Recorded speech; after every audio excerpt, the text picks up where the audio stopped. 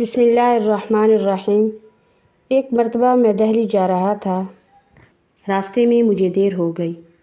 رات ہونے کی وجہ سے میں کلکتہ کے ایک ڈاک بنگلے میں چلا گیا تاکہ رات گزار سکوں۔ وہاں پہنچا تو ایک ملازم نے بتایا کہ اس ڈاک بنگلے میں 8 گورے انگریز رہ رہے ہیں، آپ کے لیے کوئی جگہ نہیں۔ میں باہر نکل آیا۔ اتنے میں سامنے سے ایک آدمی آتا ہوا دکھائی دیا۔ اس کا چہرہ نورانی تھا، سر پر پگڑی، لمبی داڑھی، ایک ہاتھ میں ڈنڈا اور دوسرے ہاتھ میں تسبیح۔ یہ افغانی پٹھان تھا۔ اس نے وضو کیا اور نہر کے کنارے نماز شروع کر دی۔ نماز سے فارغ ہونے کے بعد وہ میری طرف متوجہ ہوا۔ اس نے کہا، چلو بھائی، دونوں مسافر ہیں، ہم دونوں ڈاک بنگلے میں رات رہ لیتے ہیں۔ میں نے کہا، یہ کیسے ممکن ہے؟ یہاں تو انگریز رہ رہے ہیں۔ یہ سن کر اس پٹھان کا رنگ سرخ ہو گیا۔ اس نے مجھے بازو سے پکڑا اور بنگلے میں لے گیا۔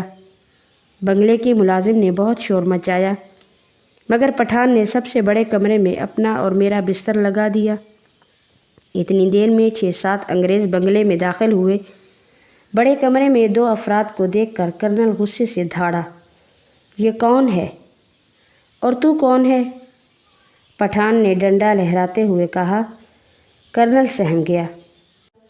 تو تم آپ چھوٹے کمروں میں چلے جائیں، یہاں ہم سوئیں گے۔ کرنل سہم کر بولا، کیوں؟ غلامی ہمارا ہی مقدر ہے، آزادی تمہارے باپ سے وراثت میں ملی ہے۔ پٹھان غصے سے بولا۔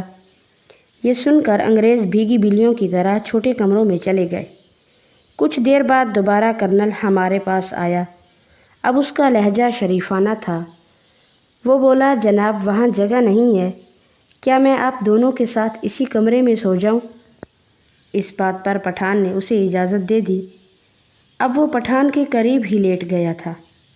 کچھ دیر بعد جب ہمیں نیند آنے لگی تو وہ آش خاش اشو تھو کی آوازیں نکالنے لگا۔ وہ جان بوجھ کر کھانس کر مجھے اور پٹھان کو بے آرام کر رہا تھا۔ آدھی رات تک وہ اسی طرح کرتا رہا۔ ہم برداشت کرتے رہے۔ وہ بھی کب تک شور کرتا؟ شراب پی کر آیا تھا، نیند اسے بھی آ رہی تھی۔ آدھی رات ہوئی تو وہ بھی نیند کی وادی میں جا پہنچا۔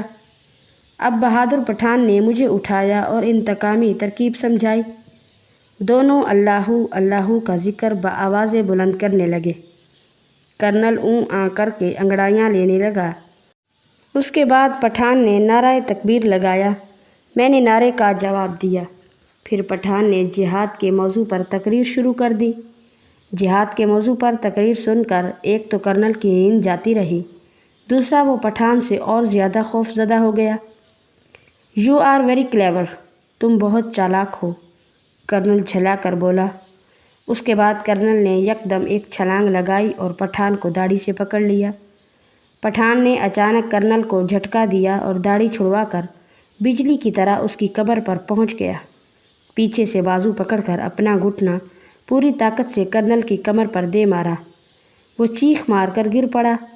صبح ہوئی تو ہم نے نہر کے کنارے وضو کر کے نماز ادا کی۔ نماز پڑھ کر واپس آئے تو انگریز فوجیوں نے کرنل کے لیے ناشتہ میز پر رکھ دیا۔ کرنل مونچھوں کو تاؤ دیتا ہوا آ پہنچا اور ہماری طرف گھور کر دیکھنے لگا، مگر جوں ہی پٹھان نے ڈنڈا لہرایا تو سب پیچھے ہٹ گئے۔ ہم نے ڈٹ کر ناشتہ کیا اور واپس جانے لگے۔ ایسے میں ایک ہندو ملازم کسی انگریز سے کہہ رہا تھا، میرے ماتا پتا کی قسم، میں نے آج تک اتنا بہادر آدمی نہیں دیکھا۔ اب آپ جاننا چاہیں گے کہ یہ پٹھان کون تھا، تو سنیے۔ یہ پہلی سپر طاقت یعنی برطانیہ کو شکست دینے والے کمانڈروں کے استاد کمانڈر حضرت مولانا محروم علی رحمۃ اللہ علیہ تھے۔ ان کا لقب کمانڈر حزب اللہ تھا۔ انگریزوں کے ساتھ لڑائی کے علاوہ عام زندگی میں بھی ان کے ساتھ ایسے واقعات پیش آتے رہتے تھے جن سے ظاہر ہوتا ہے کہ اس بہادر مسلمان کے دل میں کافروں کا ذرا برابر بھی خوف نہیں تھا، اور کافر انہیں دیکھتے ہی مرعوب ہو جاتے تھے۔ سچ ہے، جو اللہ سے ڈرتا ہے وہ پھر کسی اور سے نہیں ڈرتا۔ دعا ہے کہ اللہ تعالی ہمیشہ اسلام کو سر بلند ہی رکھے۔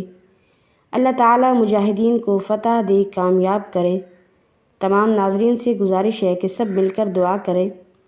اللہ تعالیٰ مسجد اقصیٰ کو فتح یاب کرے اور ہمارے فلسطینی بھائیوں کی مدد فرمائے، آمین ثم آمین۔ ناظرین، کمنٹ باکس میں فلسطین کے لیے آمین ضرور ٹائپ کریں۔ جزاک اللہ۔